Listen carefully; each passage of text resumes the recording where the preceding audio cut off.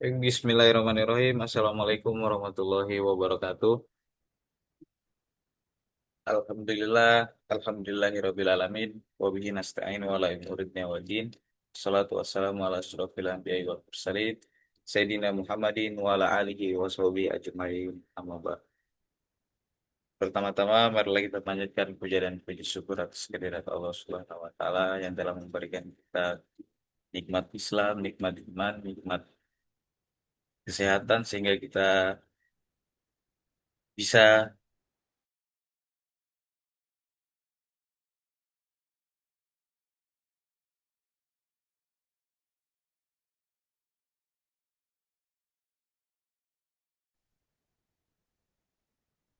yang telah memberi kita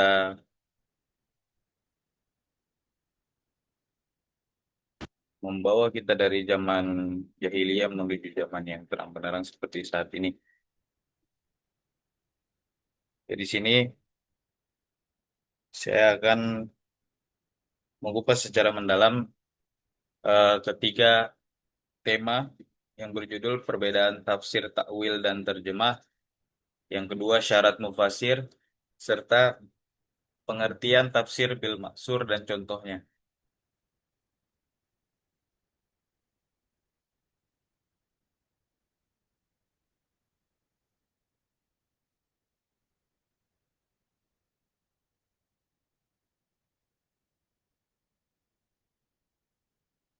Uh,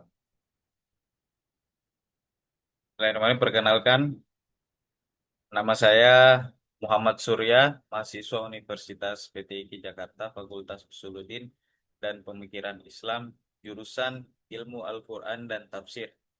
Pada kesempatan yang mulia ini, kita akan bersama-sama menyelami ilmu Al-Quran, khususnya mengenai perbedaan tafsir, takwil, dan terjemah syarat.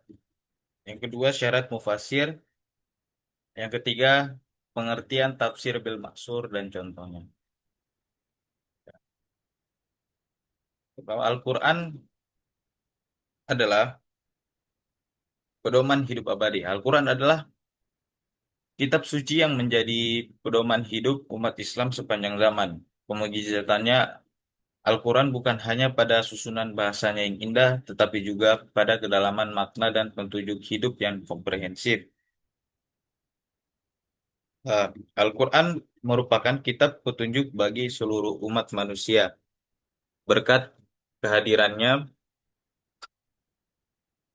manusia dapat membedakan antara yang baik dengan yang buruk.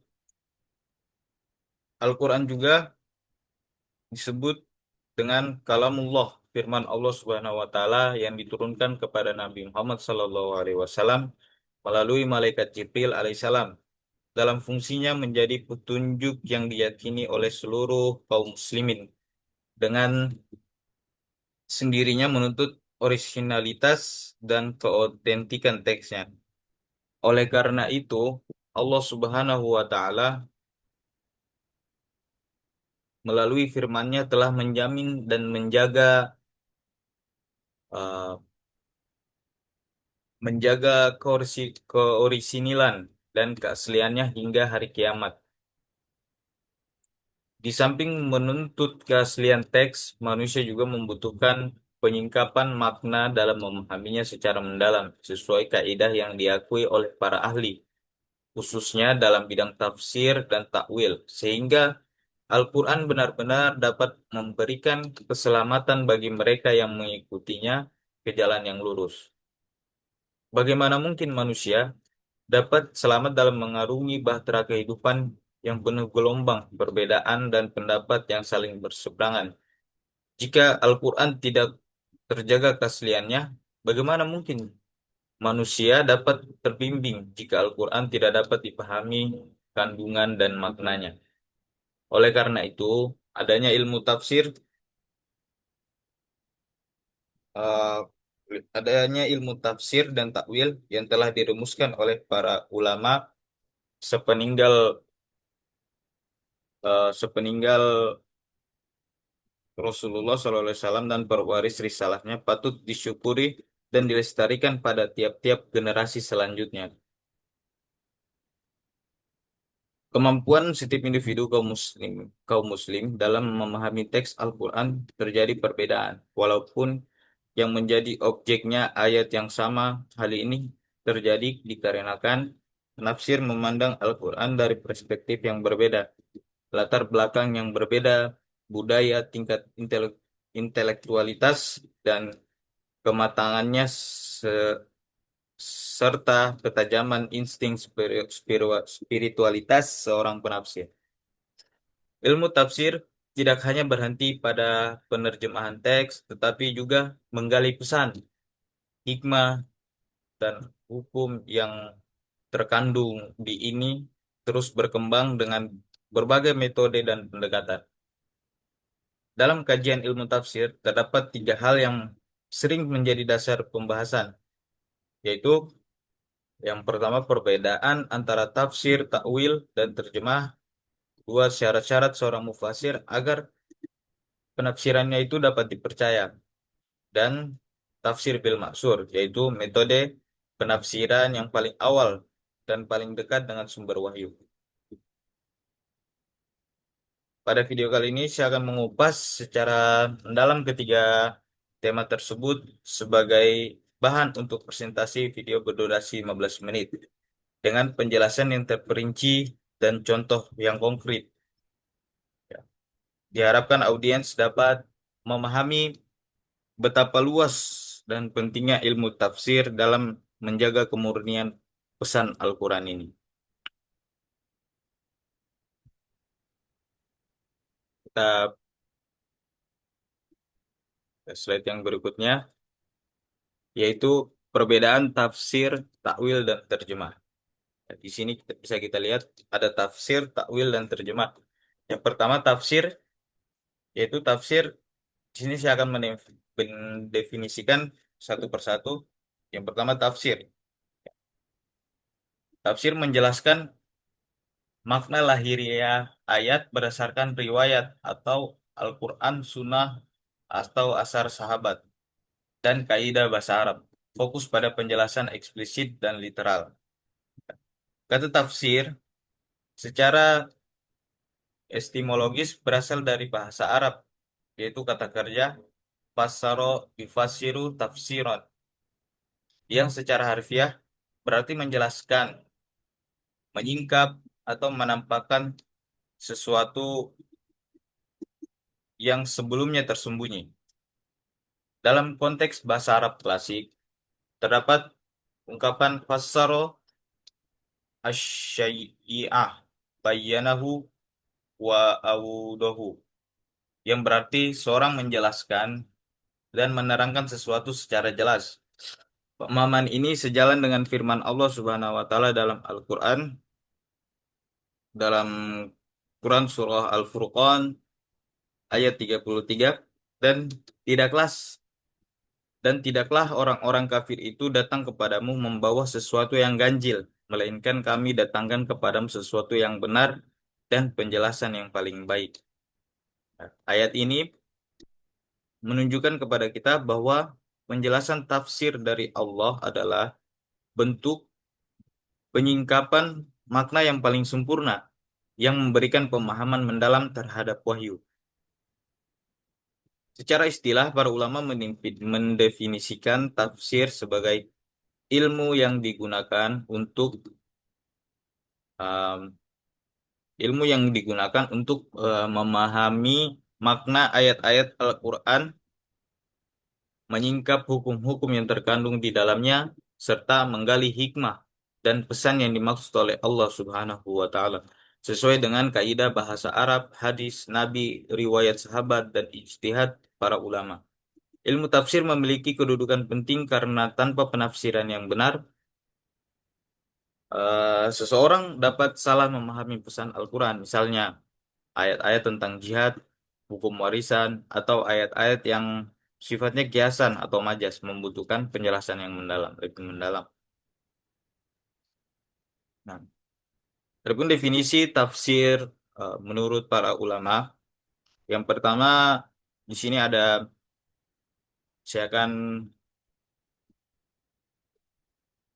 mulai dari Husain Alwi Mihar. mendefinisikan tafsir sebagai ilmu yang berfungsi menjelaskan pemahaman terhadap kata-kata dan firman Tuhan sehingga makna yang terkandung dapat dipahami oleh manusia. Nah, yang kedua, menurut Muhammad Hussein Tobatobai, seorang ulama tafsir kontemporer. Nah, di sini dia menyatakan dalam pengantar tafsirnya bahwa tafsir adalah ilmu yang berperan menjelaskan makna ayat-ayat Al-Quran dan mengungkap tujuan-tujuan yang dimaksud di dalamnya. Terus selanjutnya di sini ada juga At-Tobarsi, seorang mufasir klasik mendefinisikan tafsir sebagai usaha menyingkap makna lafaz dan menampakkannya kepada pendengar atau pembaca. Terus yang selanjutnya di sini ada juga Az-Zarkashi dalam karyanya menyebut tafsir sebagai pengetahuan yang memampukan seorang untuk memahami kitab Allah yang diturunkan kepada Nabi Muhammad SAW, menjelaskan maksud-maksudnya, uh, serta menggali hukum dan hikmah yang terkandung di dalamnya. Selanjutnya ada Ar-Raghib Al-Asfahani menyatakan bahwa tafsir adalah menampakkan makna sehingga dapat dipahami secara jelas. Selanjutnya ada Syekh Thorir. Ya, beliau mendefinisikan tafsir sebagai penjelasan terhadap lafaz-lafaz yang sulit dipahami oleh pendengar dengan uraian yang jelas, serta dilengkapi sinonim yang mendekati maksud sebenarnya. Dan yang terakhir di sini ada Abdur Rasul Al-Ghifar. Beliau menyebut tafsir sebagai proses penjelasan makna-makna ayat Al-Quran serta upaya menyingkap petunjuk-petunjuk dan tujuan-tujuan yang dikandungnya.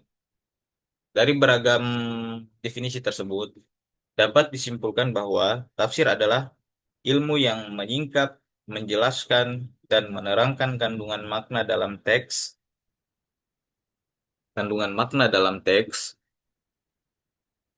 Al-Quran sehingga pembaca maupun pendengar mampu memahami pesan ilahi dan mengambil pelajaran darinya sebagai pedoman hidup.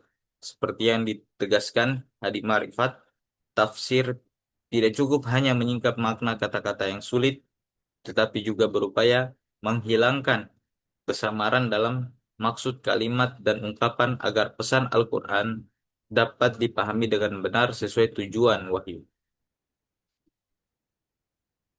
Selanjutnya, mungkin di sini saya akan memberikan kedudukan ilmu tafsir. Ilmu tafsir menempati posisi yang sangat istimewa dan mulia dalam khazanah keilmuan Islam. Kemuliaan ini tidak terlepas dari objek yang dibahasnya yaitu kalamullah atau firman Allah yang merupakan sumber segala hikmah, petunjuk hidup, dan nilai-nilai kebenaran yang abadi. Al-Quran bukan hanya sekedar kitab suci yang dibaca secara ritual, tetapi adalah pedoman komprehensif yang mengatur hubungan manusia dengan Allah, sesama manusia, dan alam semesta. Untuk dapat memahami pesan-pesan tersebut secara tepat, diperlukan ilmu tafsir sebagai pintu gerbangnya. Keilmuan ilmu tafsir dapat diibaratkan seperti seorang tamu yang masuk ke dalam istana ilmu pengetahuan Allah. Tidak semua ilmu memiliki kedudukan setinggi ini karena mutlak. Oleh sebab itu, mempelajari tafsir tidak hanya memberikan pemahaman akademis, tetapi juga membentuk kesadaran spiritual yang mendalam, menguatkan keimanan, dan menuntun seorang menuju jalan yang diridhoi oleh Allah Subhanahu wa taala. Nah, sejak sejak generasi tak sahabat, tabiin hingga ulama kontemporer, ilmu tafsir terus berkembang dan dipelajari dengan serius. Para sahabat Nabi seperti Ibnu Abbas, Ibnu Mas'ud, dan Ubay bin Ka'ab dikenal sebagai pelopor tafsir karena mereka memahami langsung penjelasan Nabi SAW tentang ayat-ayat Al-Quran. Generasi setelahnya yaitu tabi'in meneruskan tradisi ini dengan mendokumentasikan penafsiran para sahabat dan mengajarkan kepada murid-murid mereka. Dalam perkembangannya, para ulama mulai membukukan tafsir secara sistematis seperti karya Imam At-Tabari, Jamil Bayan, Ibnu Katsir, Al-Qurtubi, dan banyak lagi. Usaha ini bertujuan agar pemahaman terhadap Al-Quran tidak hilang di telang zaman dan tetap terjaga dari distorsi makna. Selain membukukan penjelasan, para ulama juga merumuskan metodologi tafsir yang kuat. Mereka menetapkan syarat-syarat seorang mufassir, kaidah dalam menafsirkan ayat, serta mengklasifikasikan metode tafsir seperti tafsir bil maksur, riwayat, dan tafsir biroi ijtihadi. Semua ini dilakukan agar pemahaman terhadap Al-Quran selalu berpijak pada fondasi yang kokoh dan sesuai dengan prinsip-prinsip syariat. Kedudukan tafsir juga terlihat dari fungsinya sebagai ilmu induk bagi berbagai disiplin ilmu keislaman lainnya, ilmu fikih, usul fikih, akidah, tasawuf, bahkan ilmu sains Islam. Semuanya beragar pada pemahaman terhadap Al-Quran. Seorang faqih tidak akan mampu merumuskan hukum tanpa memahami ayat-ayat hukum melalui tafsir yang benar. Seorang teolog tidak akan mampu membangun dasar akidah tanpa merujuk pada penafsiran yang tepat.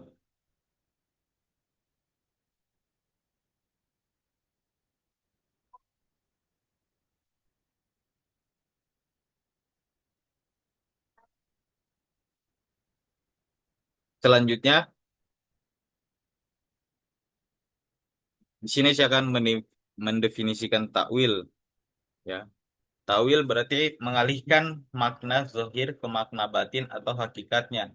Ketika makna literal tidak dapat diterima secara harfiah, membutuhkan pemahaman mendalam dan seringkali terkait dengan makna simbolis atau filosofis. Istilah takwil merupakan salah satu konsep penting dalam ilmu tafsir dan usuluddin yang sering dibahas berdampingan dengan istilah tafsir. Secara etimologis, kata takwil berasal dari bahasa Arab al-awal yang berarti kembali atau arruju ilal asl, yaitu mengembalikan sesuatu kepada asal atau hakikatnya. Mustafawi dengan pengertian ini, takwil dipahami sebagai usaha untuk mengembalikan sebuah kata, mengembalikan sebuah kata atau kalimat kepada makna yang lebih mendasar, lebih dalam atau hakikat yang dituju oleh teks tersebut. Ya. Menurut pandangan ulama tentang takwil, memberikan definisi beragam memaknai takwil. Adapun ulama-ulamanya adalah yang pertama yaitu Quraisyab menjelaskan bahwa kata takwil diambil dari kata aul yang berarti kembali dan mal yang berarti kesudahan. Menurutnya mentakwilkan sesuatu berarti mengalihkannya dari makna semula atau makna harfiahnya menuju makna yang bukan makna literalnya, tetapi masih sesuai dengan konteks dan tujuan teks tersebut. Dengan kata lain, takwil adalah upaya memahami makna yang lebih dalam dari sekedar makna lahiriah yang dikenal secara umum. Nah, yang kedua, menurut Abdur Rasul Al-Ghifar menegaskan bahwa tawil adalah mengembalikan kata atau kalimat kepada makna tersembunyi dan memalingkannya dari makna zohir atau harfiah. Hal ini berarti takwil berfungsi untuk mengungkap makna batin dari sebuah teks yang mungkin tidak bisa dipahami jika hanya berpegang pada pemaknaan literal. Yang keempat, Abu Qasim bin Habib An-Nisaburi yang dikutip oleh Quraisyab memberikan penjelasan istilah takwil sebagai mengalihkan makna suatu ayat menuju makna yang sesuai dengan konteks ayat sebelum dan sesudahnya, serta tidak bertentangan dengan Al-Quran dan Sunnah. Pengalihan makna ini dilakukan melalui proses istinbat, yaitu penggalian makna mendalam dengan mempertimbangkan kaidah bahasa, konteks, turunan ayat, dan prinsip-prinsip syariat. Yang keempat yaitu di sini ada At-Tobarsi, seorang mufasir Qasim memandang bahwa istilah takwil seringkali disamakan dengan tafsir, sehingga dalam banyak konteks kedua istilah ini digunakan secara bergantian. Ia mendefinisikan takwil sebagai at-takwil at-takwil adalah mengembalikan dua makna yang mungkin kepada makna yang lebih realitas sesuai dengan konteks zahirnya. sedangkan tafsir adalah penjelasan makna. Ibnu Abbas Al-Mubarrad mengatakan bahwa takwil dan tafsir memiliki makna yang sama. Pendapat ini menunjukkan bahwa dalam sejarah tafsir dan takwil pernah dianggap sinonim, namun dalam perkembangan ilmu tafsir modern keduanya mulai dibedakan.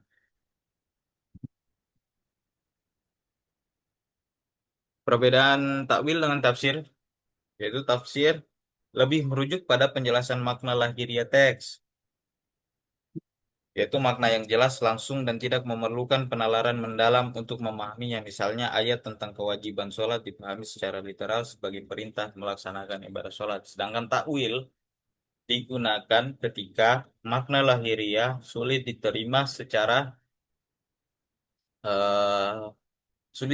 secara harfiah atau tampak bertentangan dengan prinsip akidah, syariat, atau akal sehat. Dalam hal ini, mufasir mengalihkan makna zahir tersebut kepada makna yang lebih dalam dan sesuai dengan maksud Allah. Contoh yang sering dikemukakan adalah eh, kata yad yang secara bahasa berarti tangan.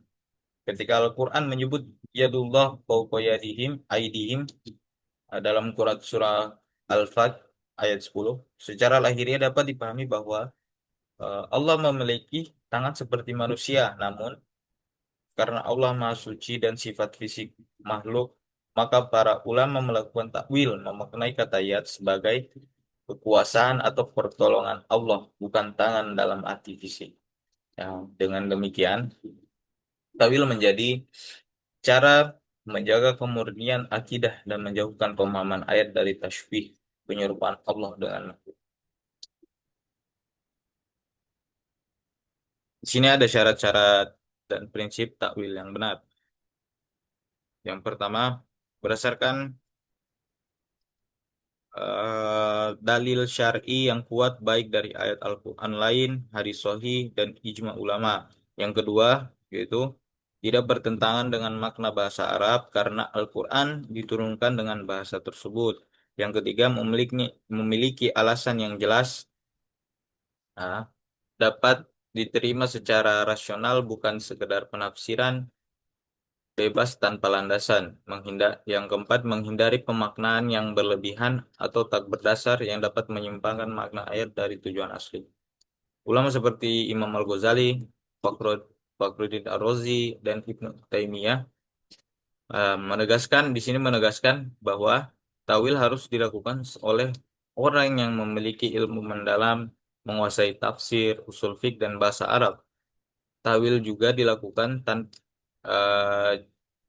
Tawil yang jika dilakukan tanpa ilmu justru akan menyesatkan sebagaimana firman Allah, tidak ada yang mengetahui takwilnya kecuali Allah dan orang-orang yang mendalami ilmu.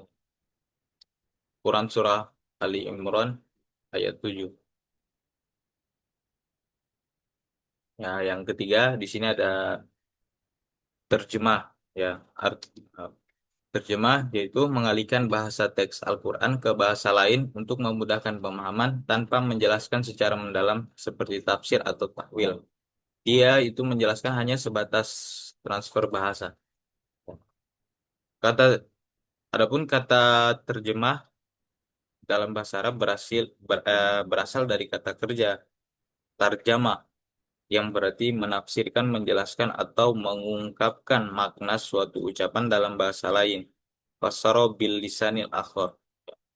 Menurut Ahmad Warsan Munawir, istilah ini merujuk pada aktivitas mengalihkan makna dari satu bahasa ke bahasa lain dengan tujuan agar makna tersebut dapat dipahami oleh orang yang tidak menguasai bahasa asal. Muhammad Hadi Ma'rifat juga memberikan definisi yang hampir sama. Menurutnya, tarjama adalah naklul kalam min lugatin ilal ukhra, yaitu memindahkan atau mengalihkan suatu perkataan atau kalimat dari satu bahasa ke bahasa lain tanpa mengubah pesan isi yang terkandung di dalamnya. Dalam konteks bahasa Indonesia, kata terjemah berarti salinan atau pengalihan makna suatu teks atau pembicaraan dari bahasa sumber ke bahasa sasaran, baik secara kata per kata maupun secara makna. Eh, Adapun tujuan terjemah memiliki fungsi yang sangat penting, terutama dalam penyebaran ilmu pengetahuan dan pemahaman agama. Dalam konteks Al-Quran, terjemah berfungsi untuk ah, yang pertama, memudahkan pemahaman bagi umat Islam yang tidak menguasai bahasa Arab. Yang kedua, menyebarkan pesan dakwah kepada masyarakat yang beragam bahasa. Yang ketiga, menjadi sarana pendidikan untuk mempelajari makna global Al-Quran sebelum mendalami tafsirnya secara detail. Namun, para ulama menegaskan bahwa terjemah tidak dapat menggantikan teks asli Al-Quran karena bahasa Al-Quran memiliki kedalaman makna yang unik, ritme, dan susunan kata yang tidak bisa sepenuhnya dialihkan ke bahasa lain. Oleh karena itu, terjemah hanya berfungsi sebagai penjelasan makna, bukan sebagai teks suci itu sendiri.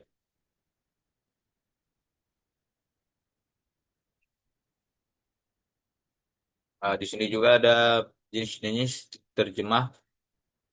Yang pertama ada terjemah harfiah. Ya. Apa itu terjemah harfiah? Terjemah harfiah adalah terjemah menerjemahkan kata-kata dari bahasa sumber ke bahasa target secara langsung, kata demi kata, dan menjaga susunan kalimat sedekat mungkin dengan teks aslinya. Tujuannya untuk memberikan pemahaman yang sedekat mungkin dengan struktur bahasa asli sehingga pembaca dapat mengetahui bentuk dan urutan kata dalam bahasa sumber. Yang kedua ada terjemah tafsiriyah atau maknawiyah. Eh, Terjemah tafsiriyah adalah mengalihkan makna suatu teks ke dalam bahasa lain dengan fokus pada maksud dan pesan yang ingin disampaikan, bukan pada struktur kata demi kata. Walaupun kelebihannya dia dapat memberikan pemahaman makna yang lebih jelas dan lebih alami, yang dan juga menghindari kesalahpahaman akibat keterbatasan terjemah literal.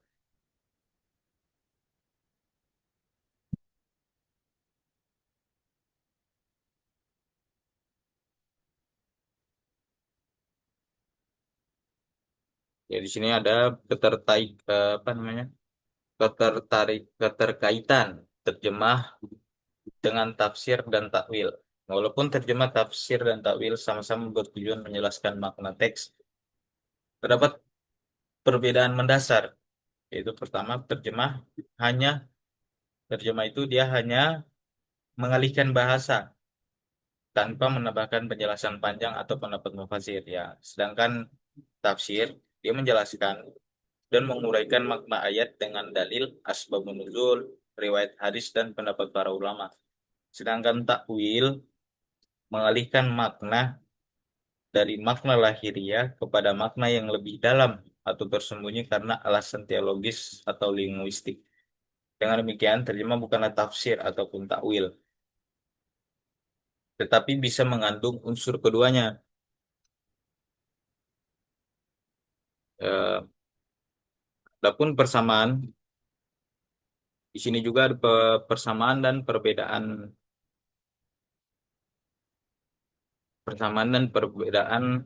tafsir takwil dan terjemah. Dalam khazanah keilmuan Islam, tiga istilah tafsir takwil dan terjemah memiliki hubungan yang sangat erat karena ketiganya berperan sebagai instrumen untuk memahami Al-Quran. Meskipun demikian, terdapat perbedaan mendasar dalam fungsi, metode, dan cakupan masing-masing istilah. Persamaan tafsir takwil dan terjemah secara umum memiliki beberapa titik persamaan. Ya. Yang pertama, di sini ada ketiganya menjelaskan makna ayat Al-Quran. Ya. Tujuan utama dari ketiganya adalah memberikan penjelasan agar pesan terkandung dalam ayat dapat dipahami oleh manusia. Yang kedua, sarana untuk memahami Al-Quran secara lebih utuh. Yang ketiga, memiliki kontribusi dalam menjaga kemurnian pesan Al-Quran. Ya. Kita lanjut ke slide yang ketiga, syarat-syarat seorang mufasir. Syarat-syarat seorang mufasir, yang pertama, syarat mental. Syarat mental atau etika dan moral mufasir. Nah, seorang mufasir tidak hanya dituntut menguasai ilmu pengetahuan, Adapun beberapa aspek mental yang harus dimiliki mufasir antara lain yaitu yang pertama memiliki akidah yang benar dan lurus, integritas moral, ikhlas dalam menafsirkan, berakhlak mulia dan bebas dari hawa nafsu, mengamalkan ilmunya, dan juga dia harus bisa penguasaan bahasa Arab, entah dari nahwu, soroh, balagoh, hingga aswad. Ah, tiga, ilmu-ilmu Al-Quran dan Sunnah. Dia harus memahami ilmu-ilmu Al-Quran dan Sunnah. Seperti contohnya ilmu kiroat, sulfik dan fikih, hadis dan ilmu hadis, asbabun nuzul, dan nasih wal mansukh. Dan yang keempat, pengetahuan komplementer, yaitu tentang sejarah Islam, ilmu tauhid, ilmu perbandingan agama. Kita lanjut ke yang ketiga, yaitu tafsir bil maksur, menelusuri jejak salaf.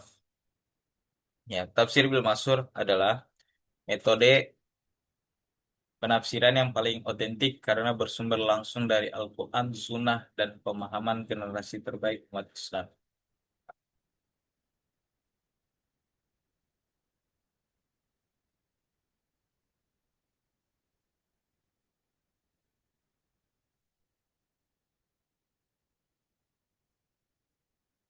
Secara bahasa, kata maksur berasal dari kata asaro yang berarti menyebutkan, mengutip, atau meriwayatkan. Kata ini juga mengandung makna sunnah, hadis, jejak, atau warisan. Dengan demikian, istilah tafsir bil maksur menunjukkan penafsiran yang bersumber dari riwayat atau warisan penjelasan generasi terdahulu. Ya, penjelasan ayat yang bersumber dari riwayat Al-Quran, hadis Nabi Shallallahu Alaihi Wasallam, asar sahabat, dan tabi'in. Ya. Metode ini mengutamakan transmisi pengetahuan dari sumber-sumber yang dianggap paling dekat dengan manusia dari paling dekat dengan masa turunnya wahyu. Ya, adapun eh, kelebihan dan keterbatasan, kelebihannya yaitu paling otentik, dekat dengan sumber wahyu dan menjadi dasar tafsir lainnya. Adapun keterbatasannya yaitu tergantung riwayat sahih, tidak tidak menjawab semua isu kontemporer dan terkadang terdapat perbedaan penafsiran dalam riwayat. Ya, jenis dan contoh Al-Quran dengan Al-Quran itu pada surat pada surah Quran surah Ar-Rahman ayat 19 sampai 20 dijelaskan juga oleh Quran surah Al-Furqan ayat 53 perbedaan air tawar dan asin. Yang yang kedua Al-Quran dengan Sunnah, penafsiran Al-Quran dengan Sunnah. Itu pada Quran surah An-Nahl ayat 44 dijelaskan oleh hadis Nabi, hadis riwayat Abu Dawud tentang peran sunnah dalam menjelaskan Al-Quran. Yang ketiga yaitu Al-Quran dengan asar sahabat, ya, penafsiran Al-Quran dengan riwayat sahabat, yaitu Quran surah Al-Baqarah, contohnya pada Quran surah Al-Baqarah ayat 184 ditafsirkan Ibnu Abbas tentang fidyah bagi orang tua. Yang keempat yaitu penafsiran Al-Quran dengan riwayat tabi'in, ya. Contohnya kata Nadiroh dalam Quran surah Al-Qiyamah ayat 22 sampai 23 ditafsirkan Mujahid sebagai menunggu pahala dari Allah.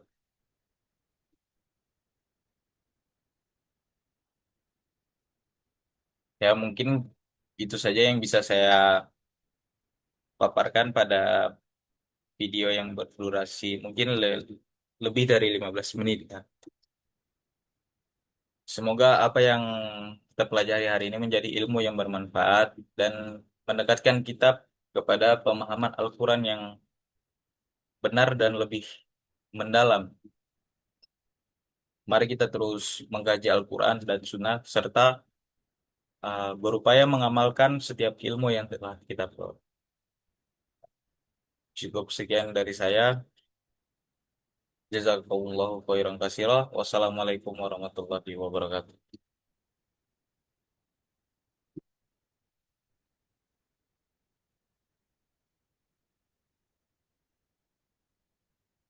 Oke.